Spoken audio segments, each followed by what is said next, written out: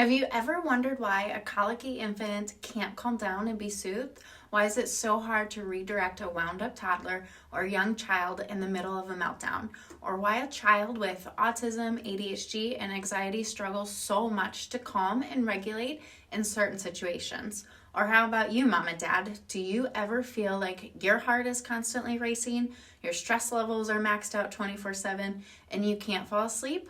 In this video, we'll be diving into the fascinating world of the sympathetic nervous system, which activates the body's fight or flight or stress response. And it controls things like our adrenal glands, cortisol levels, inflammation, and so much more. So if you feel like you or your child have a gas pedal and stress response that you just can't get turned off, this video is for you.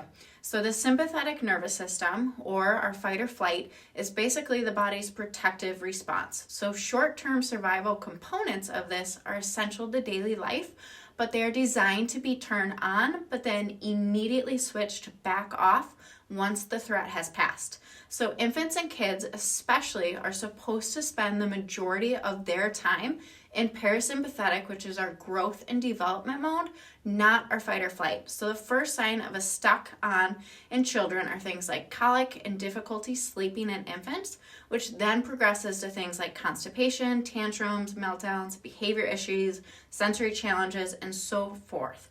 One of the main foundational components of developmental delays and neurological disorders in kids is that their sympathetic nervous system, or stress mode, is stuck on 24/7. And this leads to dysautonomia, which the autonomic and central nervous system is out of balance, with the first response being way too much sympathetic overdrive. So how do we find and measure a stuck-on sympathetic nervous system? So we utilize the insight scans to measure how the nervous system is functioning.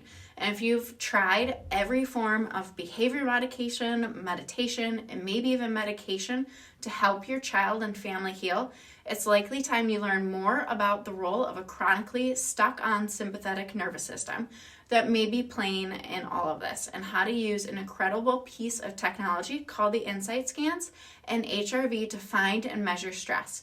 So to learn more and get help right away, comment below or send us a DM.